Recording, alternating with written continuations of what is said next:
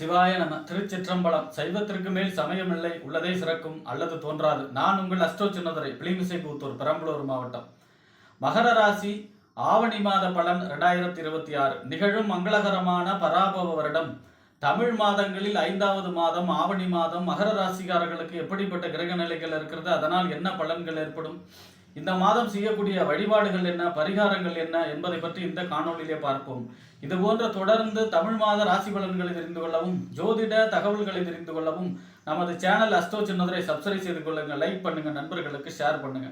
அதாவது பார்த்தீங்கன்னா, சூரியன் சிம்ம ராசியில ஆட்சி பெற்று செஞ்சிருக்கக்கூடிய காலம் தான் இந்த ஆவணி மாதம். ஆவணி மாதம் 6ஆம் தேதி வாஸ்து நாள். அதாவது பார்த்தீங்கன்னா, புதிதாக வீடு கட்டுவதற்கு, மனை கொள்வதற்கு சிறப்பான நாள்.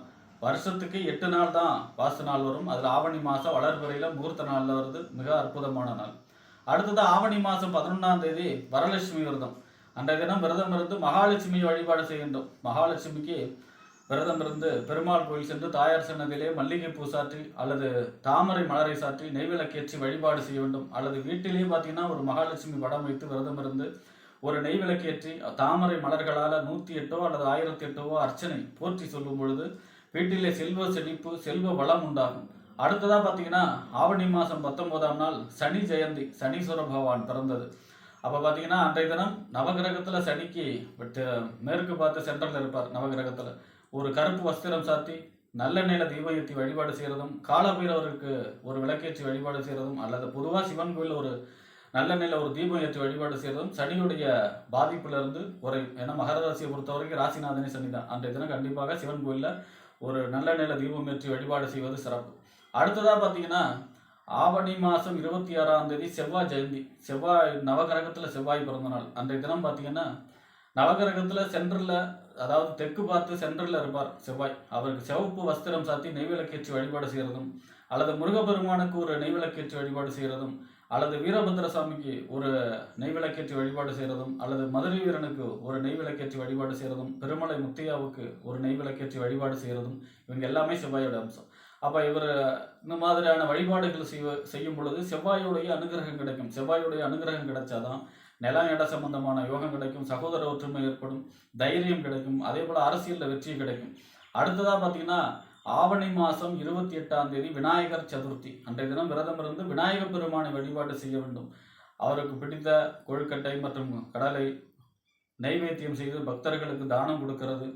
அதாவது நவகிரகத்தில் கேது பகவான் தான் தடையை உண்டாக்கக்கூடிய கிரகம், எதையும் தடுக்கும், சுருக்கும். அந்த கேதுவுடைய அதிதேவதை யாரு அப்படின்னா விநாயகர் பெருமான். அப்போ விநாயகர் பெருமானுக்கு வழிபாடு செய்து சூரத்தேங்காய், சிதறு தேங்காய் உடைக்கும் பொழுது நம்முடைய தடைகளும் சூரத்தேங்காய் போல சிதறி போகும். ஆக இப்படிப்பட்ட சிறப்பு வாய்ந்த இந்த ஆவணி மாதத்தில் மகர ராசியை பொறுத்த வரைக்கும், இப்போது கடந்த ஆடி மாதம் பார்த்தீங்கன்னா குரு 7ஆம் இடத்துல உச்சமாக இருந்தால் கூட அஸ்தங்க கதியில் இருந்தார். அதனால் பெரிய நற்பலன்கள் இல்லை. அப்போ இந்த மாதம் பார்த்தீங்கன்னா அஸ்தங்க நிவர்த்தி அடைகிறார். நிவர்த்தி அடைஞ்சு 7வது பார்வையாக உங்கள் ராசியை பார்க்குறார். உங்கள் ராசிநாதனை 9வது பார்வையை பார்க்குறார். இது ஒரு சிறப்பான நிலை. வக்ரகதியில் வேற ராசிநாதன் இருக்கார். அடுத்ததாக பார்த்தீங்கன்னா, உங்கள் ராசிக்கு 4ஆம் இடம் வீடு, வண்டி, வாகனம், மனை, தாயார், சொத்து சுகஸ்தானத்துக்கும் 11ஆம் இடம் என்று சொல்லக்கூடிய லாபஸ்தானம், மூத்த சகோதரஸ்தானம், அபிலாஷிகள் பூர்த்தியாகக்கூடிய இடம். இந்த 4க்கும் 11 கூடிய செவ்வாய் 6ஆம் இடத்துல மாதம் முழுவதும் சஞ்சரிக்கிறார். 6ஆம் இடங்கிறது நோய், எதிரி, வம்பு, வழக்கு, கடன் அப்படின்னு சொல்லக்கூடிய இடம். அப்போ 6ல் செவ்வாய் சஞ்சரிப்பது நன்மை இல்லை. நன்மை இல்லை அப்படின்னா ஸ்தான பலத்தை அனுசரித்து நன்மை இல்லை. 4ஆம் அதிபதி 6ல் இருக்கக்கூடாது, 11ஆம் அதிபதி 6ல் இருக்கக்கூடாது. மற்றபடி செவ்வாய் 6ல் இருக்கிறது எதிரிகளை ஜெயிக்கக்கூடிய அமைப்பு இருக்கும். ஆனால் 4ஆம் அதிபதி 6ல் இருக்கிறது நிலம், இடம் சம்பந்தமான பிரச்சனை, வண்டி வாகனம் சம்பந்தமான பழுதுகள் ஏற்படக்கூடிய அமைப்பு. அதே மாதிரி பார்த்தீங்கன்னா தாயாருடைய ஆரோக்கியம் பாதிக்கக்கூடிய அமைப்பு. 11ஆம் அதிபதி 6ல் இருந்தால் மூத்த சகோதரிடம் பிரச்சனைகள் ஏற்பட வாய்ப்பு, லாபம், கடனுக்காக போகக்கூடிய அமைப்பு, இந்த மாதிரியான அமைப்பு இருக்கிறது. அப்போ இந்த மாதம் ஃபுல்லாக முருகப்பெருமானை செவ்வாய்க்கிழமையில வழிபாடு செய்ய வேண்டும். முருகப்பெருமானை செவ்வாய்க்கிழமையில நெய்விளக்கேற்றி அரளிப்பூ அல்லது பார்த்தீங்கன்னா செம்பருத்தி பூ சாற்றி வழிபாடு செய்யும் பொழுது நற்பலன்கள், யோக பலன்கள் கிடைக்கும். அடுத்ததாக பார்த்தீங்கன்னா, உங்கள் ராசிக்கு 5ஆம் இடம் புத்திரஸ்தானம், புத்தி, சிந்தனை, செயல்திறன், பதவி, விளையாட்டு, இதெல்லாம் சொல்லக்கூடிய இடம் 5ஆம் இடம். இந்த 5ஆம் இடத்திற்கும் 10ஆம் இடம் என்று சொல்லக்கூடிய தொழில், புகழ், அந்தஸ்து, கௌரவத்துக்கு அதிபதி யாருன்னா சுக்கிரன். சுக்கிரன் உங்கள் ராசிக்கு 9ஆம் இடத்துல செஞ்சிருக்கிறார். 9ஆம் இடத்துல நீச்ச கதியில் 16ஆம் தேதி வரை செஞ்சிருக்கிறார். ஒரு மகர ராசியை பொறுத்த வரைக்கும் சுக்கிரன் யோகாதிபதி, 5க்கும் 10க்கும் உடையவர், ஒரு கேந்திரத்துக்கும் ஒரு திரிகோணத்துக்கும் அதிபதி. அப்போ 9ல் நீச்சம் அடைவது நன்மை இல்லை. அப்போ 9ஆம் இடம் பாக்கியஸ்தானம், தந்தை ஸ்தானம், தொலைதூர பயணம், உயர்கல்வி ஸ்தானம்னா கூட நீச்ச கதியில் இருக்கிற சுக்கிரன் பெருசாக நற்பலன்கள் செய்யாது. அப்போ 16ஆம் தேதி வரை மகாலட்சுமி வழிபாடு செய்ய வேண்டும். வெள்ளிக்கிழமையில பெருமாள் கோயில் சென்று தாயார் சன்னதிக்கு நெய் விளக்கேற்றி மல்லிகைப்பூ சாற்றி தாமரை மலர்கள் அல்லது சாத்தி வழிபாடு செய்யும் பொழுது யோகமான நற்பலன்கள் கிடைக்கும். 16ஆம் தேதிக்கு அப்புறம் 10ஆம் அதிபதி 10ல் ஆட்சி, 5ஆம் அதிபதி 10ல் ஆட்சி, 5ஆம் இடம் 10ஆம் இடம் வலுவடைகிறது. 5ஆம் இடம் வலுவடைகிறதுனால திருமண முயற்சிகள் கைகூடும், குழந்தை பிறப்பு, அதே மாதிரி பார்த்தீங்கன்னா கரு உண்டாகக்கூடிய அமைப்பு, பூர்வீக சொத்து சம்பந்தமான பிரச்சனை தீரக்கூடிய அமைப்பு, பதவி பொறுப்பு கிடைக்கக்கூடிய அமைப்பு. 10ஆம் அதிபதி 10ல் ஆட்சி பெற்று சஞ்சரிக்கிறார்னா புகழ் அந்தஸ்து கௌரவம் உயரும். அது பொருளாதார சம்பந்தமான வளர்ச்சி, தொழில் சம்பந்தமான வளர்ச்சி, தொழிலை விரிவுபடுத்தக்கூடிய அமைப்பு, தொழில் சம்பந்தமான வாய்ப்புகள் சேரக்கூடிய அமைப்பு, இந்த மாதிரியான அதிக அளவு நன்மைகள் ஏற்படும். 16ஆம் தேதிக்கு அப்புறம் மிகப்பெரிய யோகம் இருக்கிறது மகராசியை பொறுத்த வரைக்கும், மாதத்தின் பிற்பகுதி.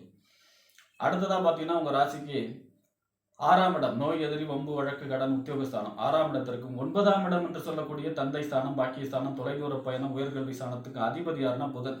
இந்த புதன் 7ஆம் இடத்துல செஞ்சரிக்கிறார். எது வரைக்கும்? 5ஆம் தேதி வரை. அப்புறம் 8ஆம் இடத்துல செஞ்சரிக்கிறார் அஷ்டமஸ்தானத்தில். 21ஆம் தேதி வரைக்கும் 8ல் செஞ்சரிக்கிறார். 6ஆம் அதிபதி 8ல் செஞ்சரிப்பது நன்மை, விபரீத ராஜயோகம், கெட்டவன் கெட்டிடில் கெட்டிடும் ராஜயோகம். அதுவே 9ஆம் அதிபதி 8ல் செஞ்சரிக்கிறார்னா தந்தையுடைய ஆரோக்கியத்தில் அக்கறை செலுத்த வேண்டும், பயணங்களில் கவனமாக இருக்க வேண்டும். 21ஆம் தேதிக்கு அப்புறம் 9ஆம் அதிபதி 9ல் ஆட்சி, உச்சம், மூலத்திரிகோணம், 9ஆம் இடம் வலுவடைகிறது. அப்போ மகர ராசியை பொறுத்த வரைக்கும் இந்த மாதத்தின் பிற்பகுதி, அதாவது 16ஆம் தேதிக்கு அப்புறம் சுக்கிரன் 5ஆம் இடத்த அதிபதி 10ல் ஆட்சி பெறார். அடுத்ததாக பார்த்தீங்கன்னா 21ஆம் தேதிக்கு அப்புறம் 9ஆம் அதிபதி 9ல் ஆட்சி, உச்சம், மூலத்திரிகோணம் அடைகிறார். ஒரு ஜாதகத்துக்கு 1, 5, 9 லக்ஷ்மி ஸ்தானம், திரிகோணஸ்தானம்.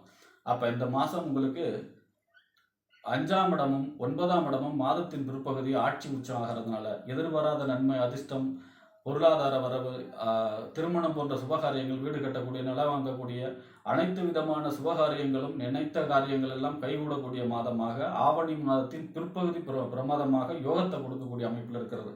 இப்போ 9ஆம் அதிபதி 9ல் ஆட்சி, உச்சம், மூலத்திரிகோணத்தில் இருக்காரு 21ஆம் தேதிக்கு அப்புறம்.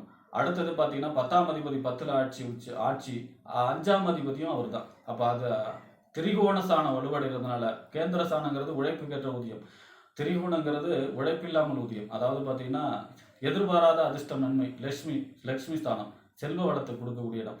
அப்போ மாதத்தின் பிற்பகுதி மிகப்பெரிய தனலாபம், செல்வ வளம், எதிர்பாராத அதிர்ஷ்டத்தை மகர ராசிக்காரர்களுக்கு கொண்டு வந்து சேர்க்கும். அடுத்ததாக பார்த்தீங்கன்னா உங்கள் ராசிக்கு 8ஆம் அதிபதி அஷ்டமாதிபதி சூரியன் அஷ்டமஸ்தானத்திலே செஞ்சிருக்கிறார். பொதுவாக 8ஆம் இடத்த அதிபதி வலுவடையக்கூடாது. ஆனால் பார்த்தீங்கன்னா ஒரு ஜாதகத்துக்கு 8ஆம் இடங்கிறது ஆயுள் ஸ்தானம், எதிர்பாராத நன்மை, எதிர்பாராத தீமை ரெண்டையும் சொல்லும். எதிர்பாராத அதிர்ஷ்டத்தையும் சொல்லும், எதிர்பாராத துரதிர்ஷ்டத்தையும் சொல்லும்.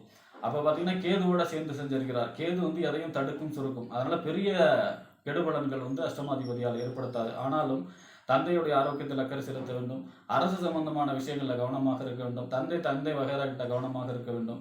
உஷ்ண சம்பந்தப்பட்ட நோய்களில், அதாவது தீராத தலைவலி, கண் சம்பந்தமான பிரச்சனை, முதுகெலும்பு பாதிக்கிற இந்த மாதிரியான பிரச்சனைகள் ஏற்படுவதற்கு வாய்ப்பு இருக்கிறது. சிவபெருமானுக்கு ஞாயிற்றுக்கிழமையிலே கொஞ்சம் கோதுமை எடுத்து வச்சு, அந்த கோதுமைக்கு மேலே ஒரு அகல் வச்சு நெய்யில் தீபம் ஏற்றி ஒவ்வொரு ஞாயிற்றுக்கிழமையும், இந்த ஆவணி மாதம் ஒவ்வொரு ஞாயிற்றுக்கிழமையும் கோதுமை வச்சு, அந்த கோதுமை மேலே அகல் வச்சு, அது மேலே நெய் ஊற்றி நெய் விளக்கேற்றி வழிபாடு செய்யும் பொழுது அஷ்டமாதிபதி தோஷம் விலகி மகர ராசிக்காரர்களுக்கு நன்மை அதிக அளவு ஏற்படும். ஆக இந்த மாதம் பார்த்தீங்கன்னா உங்கள் முருகன் வழிபாடு, சிவ வழிபாடு, இந்த 2 வழிபாடு, 16ஆம் தேதி வரை மகாலட்சுமி வழிபாடு, இதெல்லாம் செய்யும் பொழுது, ஆனாலும் அந்த ஆவணி மாதம் மகர ராசிக்கு மாதத்தின் பிற்பகுதி யோககரமான, அதிர்ஷ்டகரமான, எதிர்பாராத நன்மை தரக்கூடிய, அனைத்து சுபகாரியங்களும் நடக்கக்கூடிய மாதமாக ஆவணி மாதம் மகர ராசிக்காரர்களுக்கு அமையும் என்று கூறி விடைபெறுகிறேன். நன்றி, வணக்கம்.